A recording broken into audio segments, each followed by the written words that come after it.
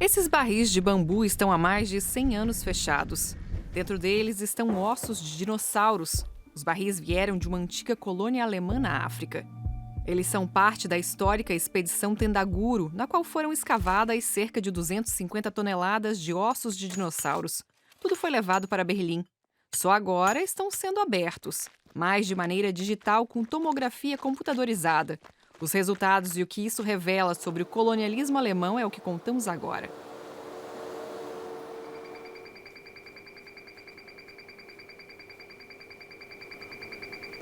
Aqui está o conteúdo. Este é o maior esqueleto de dinossauro montado do mundo, um girafa titã brancais chamado Oscar. Ele tem 13,2 metros de altura e cerca de 23 metros de comprimento. E até entrou para o livro dos recordes. Hoje, Oscar está no Museu de História Natural de Berlim. Aqui ele não é apenas o destaque da exposição, mas é também um tesouro para os pesquisadores e para a coleção paleontológica do museu.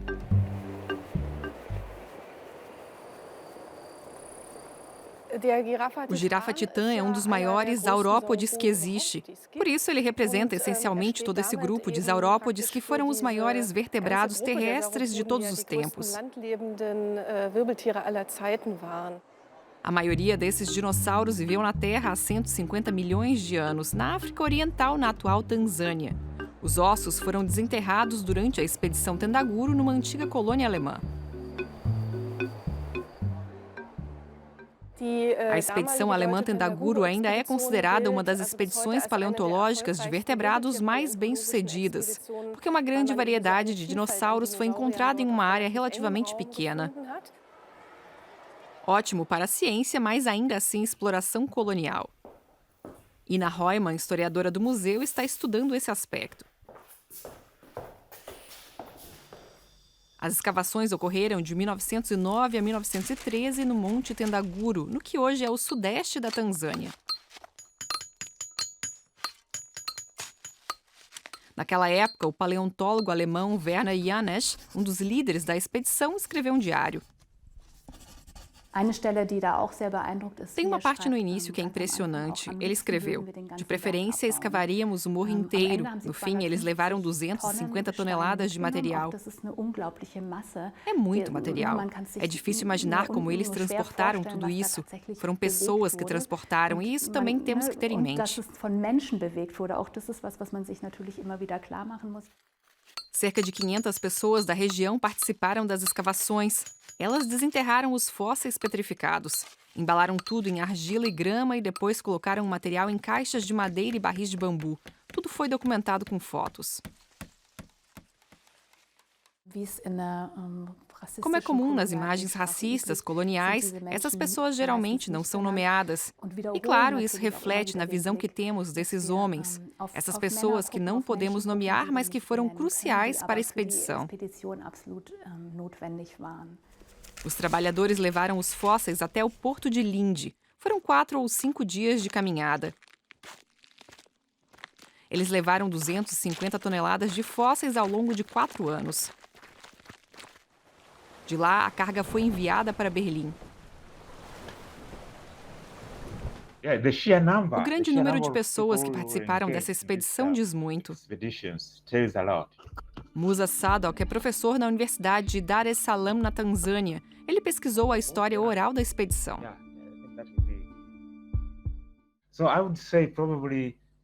Eu diria que provavelmente os paleontólogos alemães fizeram um tipo de trabalho de supervisão. Mas a parte braçal foi feita pelos africanos. E isso é muito importante, porque traz à tona o fato de que a expedição, na verdade, foi em grande parte obra de africanos, sem dúvida. No Museu de História Natural de Berlim, os fósseis são limpos e montados. Os dinossauros são o coração da exposição, mas suas origens coloniais permanecem. Por exemplo, o general alemão Paul von Lettow-Vorbeck tem um dinossauro com o nome dele. É o Disalottosaurus lettow-vorbeckii, e o debate sobre a compensação por esse legado colonial continua.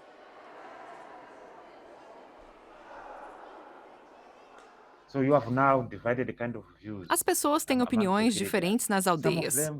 Alguns dizem que precisamos trazer as ossadas de volta.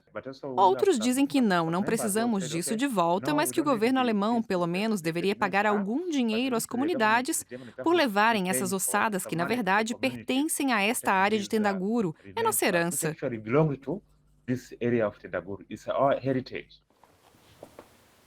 A maioria dos fósseis de Tendaguru encontra-se atualmente nos arquivos do Museu de História Natural de Berlim.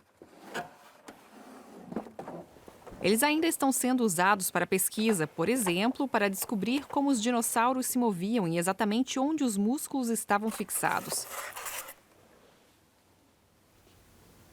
Mas, depois de mais de um século, nem todas as caixas foram abertas. E isso não é ruim, pois o próprio objeto serve como evidência histórica sobre a expedição.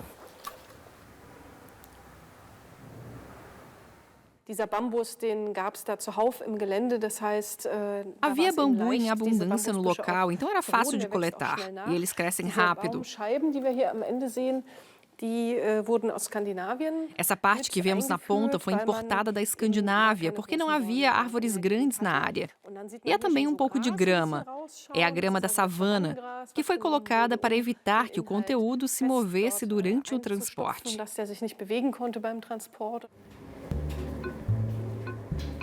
Nos barris ainda estão fósseis desconhecidos e talvez valiosos. Para poder olhar sem danificá-los, Daniela Schwartz levou tudo ao Instituto Leibniz para pesquisa em zoológicos e vida selvagem de Berlim. Aqui, o veterinário Guido Fritsch normalmente faz tomografias de animais vivos, e não em ossos de 150 milhões de anos dentro de objetos centenários. Por trás do disco de madeira e dos pregos, camada por camada, os fósseis vêm à tona. E realmente, há um pequeno tesouro lá dentro.